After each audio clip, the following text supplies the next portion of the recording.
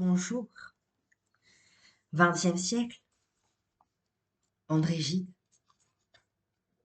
Ah, quel souvenir misérable. Suite. Dès les premières manifestations de ce mal bizarre, le docteur Lenhardt, appelé, avait pu rassurer ma mère. Les nerfs, rien que les nerfs, disait-il. Mais comme tout de même, je continuais de gigoter, il jugea bon d'appeler à la rescousse deux confrères. La consultation eut lieu, je ne sais comment ni pourquoi, dans une chambre de l'hôtel Nevet. Ils étaient là, trois docteurs, Linhart, Telon et Boissier, ce dernier, médecin de Lamalou-les-Bains, où il était question de m'envoyer. Ma mère assistait, silencieuse. J'étais un peu tremblant du tour que prenait l'aventure. Ces vieux messieurs, dont deux à barbe blanche, me retournaient dans tous les sens, m'auscultaient, puis parlaient entre eux à voix basse. Allaient-ils me percer à jour? Dire, l'un d'eux, monsieur Tolon à l'œil sévère. Une bonne fessée, madame. Voilà ce qui convient à cet enfant.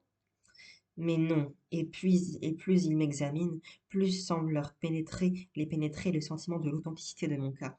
Après tout, puis-je prétendre en savoir sur moi-même plus long que ces messieurs? En croyant les tromper, c'est sans doute moi que je trompe. La séance est finie. Je me rhabille. Telon paternellement se penche, veut m'aider. Boissier aussitôt l'arrête. Je surprends de lui à Telon un petit geste,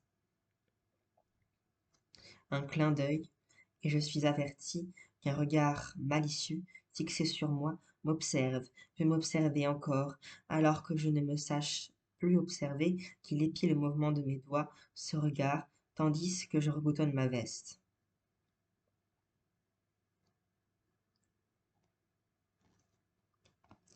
Avec le petit vieux que voilà, s'il m'accompagne à la Malou, il va falloir jouer serré, pensai-je, et, sans en avoir l'air, je lui servis quelques grimaces de supplément, du bout des doigts trébuchant dans les boutonnières.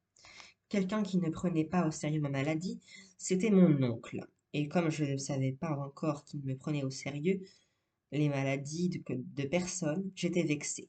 J'étais extrêmement vexé, et résolu de vaincre cette indifférence qu'en jouant gros. Ah! Quel souvenir misérable! Comme je sauterais par-dessus si j'acceptais de rien omettre. Me voici dans l'antichambre de l'appartement, rue Saint-l'Évêque. Mon oncle vient de sortir de sa bibliothèque et je sais qu'il va repasser. Je me glisse sous une console et, quand il revient, j'attends d'abord quelques instants, si peut-être il m'apercevra de lui-même, car l'antichambre est vaste et mon oncle va lentement, mais il tient à la main un journal qu'il lit tout en marchant. Encore un peu et il va passer outre. Je fais un mouvement, je pousse un gémissement, alors il s'arrête, soulève son lorgnon et, de par-dessus son journal, tiens, qu'est-ce que tu fais là?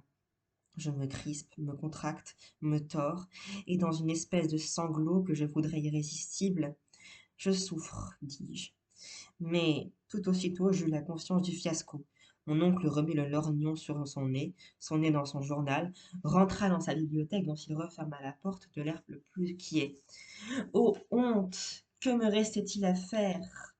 Que me relever, secouer la poussière de mes vêtements et détester mon oncle, à quoi je m'appliquais de tout mon cœur. C'est le grand honneur. Note.